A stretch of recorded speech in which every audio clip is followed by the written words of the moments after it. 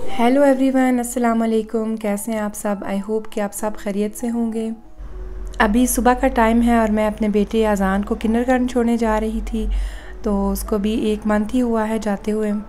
Start में तो ज़ाहिर है बच्चों के लिए काफ़ी मुश्किल होता है अपने घर से और अपने पेरेंट्स से अलग होना, लेकिन अब ये है कि अज़ान का थोड़ा बहुत दिल जो है वो लगना स्टार्ट हो गया है। और यहाँ पर हमें गार्बेज ट्रक नज़र आ गया था तो अज़ान उसको देखने लग गया। किंडरगार्टन हमारे बिल्कुल घर के करीब ही है, बस 5 मिनट के फासले पे है। किंडरगार्टन अगर पास हो तो वैसे भी बच्चों को जो है वो थोड़ा हौसला रहता है कि हम तो घर से इतने दूर नहीं गए। फिर वापसी पर मैं लेटर बॉक्स देख रही थी तो इसको फिर मैंने एम्प्टी किया। मेरी बड़ी बेटी ने आज लेट स्कूल जाना था तो मैंने कहा चलो मैं आपको फ्रेंच टोस्ट बना देती हूँ। तो वो सिर्फ कोको पाउडर वाला मिल्क पी कर ही स्कूल चली जाती है, और क्योंकि उसको सुबह के टाइम इतनी ज़्यादा भूख नहीं लगती।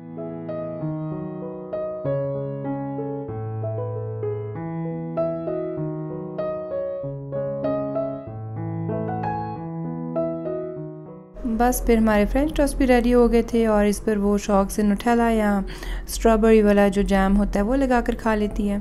और मैंने साथ में कॉफ़ी बनाई थी अपने लिए। नाश्ता करने के बाद उसके जाने का टाइम हो रहा था तो वो फिर अपने बाबा के साथ स्कूल चली गई।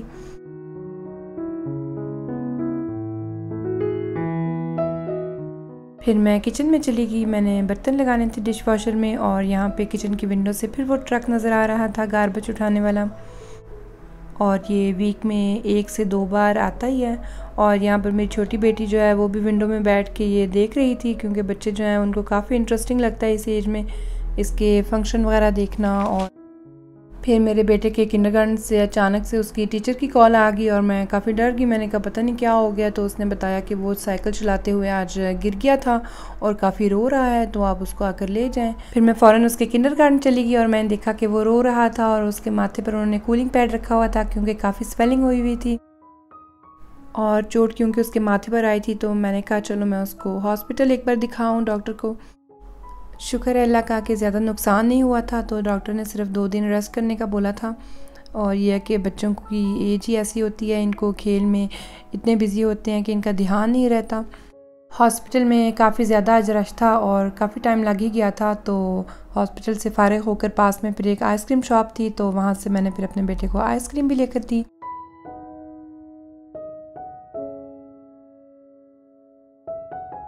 घर जाकर आज मैंने चाइनीज़ राइस बनाने थे और उनकी रेसिपी मैं आपके साथ शेयर करूँगी। गार्लिक जो है वो मैंने बारीक काट कर ऑयल में डाल दी थी और इसको ब्राउन होने तक फ्राई किया था। फिर इसमें आपने चिकन ऐड कर लेना है और इसको जब तक इसका कलर चेंज हो जाए तब तक फ्राई कर लेना है, और ये थोड़ा टाइम लेता है, बस 5 मिनट में रेडी हो जाता है। फिर आपने 2 एग्स को फेंट कर किसी सेपरेट पैन में डालकर फ्राई कर लेना है।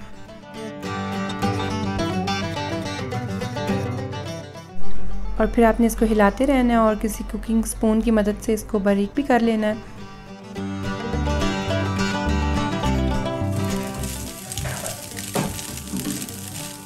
और जब ये ऐसे बारीक हो जाए तो आप इसको किसी बर्तन में डालकर साइड पे रख लें।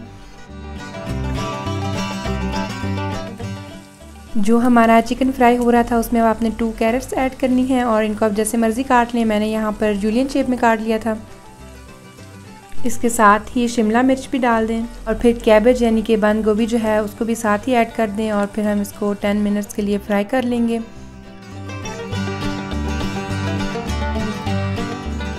फिर आपने इसमें ½ टीस्पून शुगर डालनी है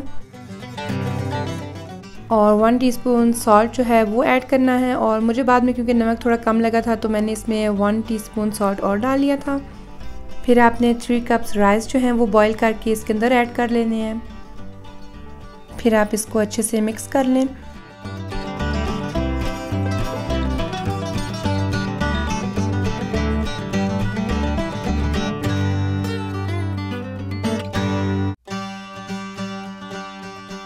फिर इसमें 1 टीस्पून ब्लैक पेपर ऐड कर लें। फिर इसमें 1 टेबलस्पून सिरका ऐड कर लें और 2 टेबलस्पून सोया सॉस ऐड कर लें।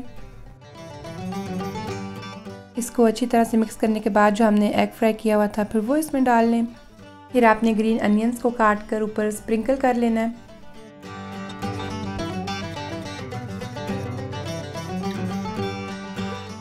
डिश आउट करने से पहले आप इसको अच्छे से मिक्स कर लें और बस फिर हमारे चाइनीज़ राइस जो हैं वो रेडी हो गए थे।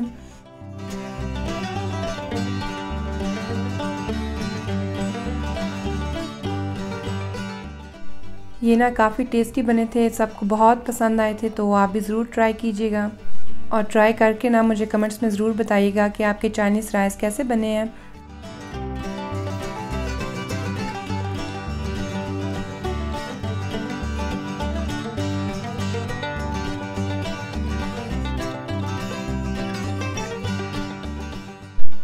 और बस फिर हम यहाँ पर बैठ के जो है वो चाइनीज़ राइस एंजॉय कर रहे थे।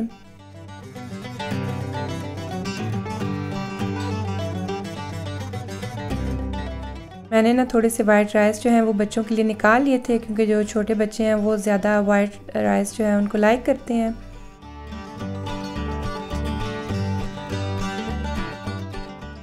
फिर मैंने सोचा कि गर्मियाँ जा रही हैं तो ठंडे में जो है वो मैं आइस्ड कॉफ़ी बना रही थी।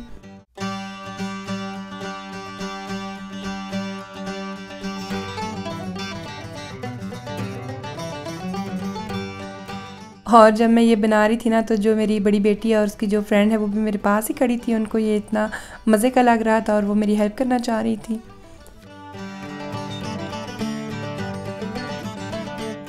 फिर मैंने व्हिप क्रीम स्प्रे करके ऊपर कॉफ़ी को डेकोरेट कर दिया। तो यहाँ पर फिर वो इतना कह रही थी ना कि हमने भी हेल्प करनी है, तो फिर मैंने कहा चलें आप फिर चॉकलेट चिप्स जो हैं उनको स्प्रिंकल कर लें। तो आजकल हम ना सोच रहे थे कि हम लास्ट ईयर इन दिनों में पाकिस्तान जाने की तैयारियों में थे। हम लोग अक्टूबर में गए थे 5 वीक्स के लिए।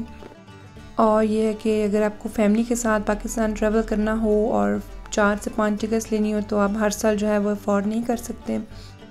और वैसे भी मेरे हस्बैंड जो हैं वो जून में अभी होकर आई थे पाकिस्तान से।